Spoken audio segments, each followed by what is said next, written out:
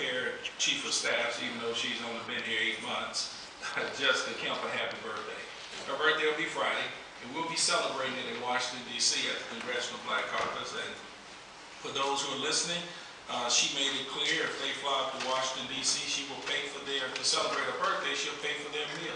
So I want to wish Jessica a happy birthday. Also, Dennis and Danny Haskin, some childhood friends, and Danny, for those who know him, is the owner of Swaggers off of 59. I'm not sure if that's in Pennington's district or not, but they both turned 50. They're twins, childhood friends. We want to wish them a happy birthday. Hire Me Now Job Fair. Mayor, thank you so much for this, Mayor. A lot of people talking about it in District D. They're looking forward to it. Again, a reminder for those who are interested in looking for work, there are several companies, up to 60 companies, that will be at the BBVA Stadium on Thursday, which is tomorrow, from 9 to 2 p.m., 2200 Travis Avenue, seeking applications. No jobs are guaranteed, but giving you an opportunity to come out and apply. And what I'm so excited about, for those who are taking the lead from the city of Houston and hiring individuals who made mistakes in the past, by providing a second chance to them, which I truly believe in my heart of heart, by giving people a second chance, you reduce crime in neighborhoods, and you change the person's quality of life, that the city and other companies will not hold that against them. Again, no jobs are guaranteed, but non-violent ex-felons, please come down and apply as well. On this past Sunday, some good news and bad news. Good news is that no one died. The bad news is 16 apartment units in the Houston Apartments located on Martin Luther King, Councilmember Kubash, had burned.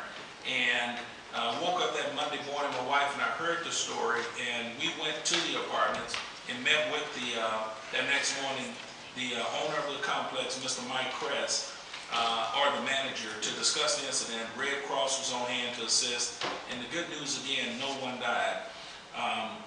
There's a gentleman by the name of Tyrone Harris that the neighborhood, and I think if you watched him on TV, you realize this was a guy who went and knocked on, Rodney Woodard, I have the name back, Rodney Woodard, went and knocked on every single door to rescue every single individual. Not one person died.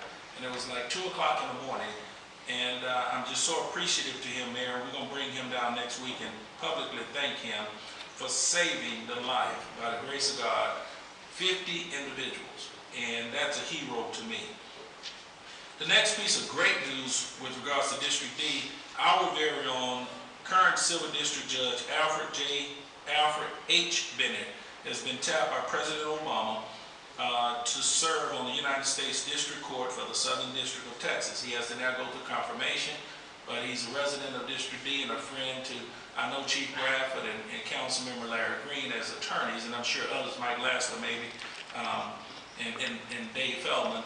But we're so proud of Al Bennett, and he's a graduate of the University of Houston, which is located in District D, and the University of Texas School of Law, that wish it was located in District D. During this year's Texas Southern University Founders Day program, they paid tribute to the memory of TSU alum, the late great Congressman Mickey Leland. My colleague Jared Davis and I presented a proclamation on behalf of the mayor in the city of Houston, and we want to thank Dr. John Rutley, the president of Texas Southern, and our very own Congresswoman Sheila Jackson Lee, and the great Allison Leland, Congressman Leland's widow, for their participation. And I encourage you to visit his exhibit. You will truly be amazed. On last Wednesday, I had an opportunity to appear on Fox 26 Morning News along with the host Ashley Johnson and former Councilmember Gordon Quan, as we discussed the census data, the current census data that highlighted income disparities between different minority racial groups. And it was sad for me to find out that in the African American community we placed third. And I'm not speaking against others, but when I look at income in our household and the number of people in our household dwindling and incarceration rate is increasing, you look in the prison sector, you see that the majority of the inmates are African Americans. It saddens my heart. So the question I have to myself, what can I as a council member do to try to help this situation?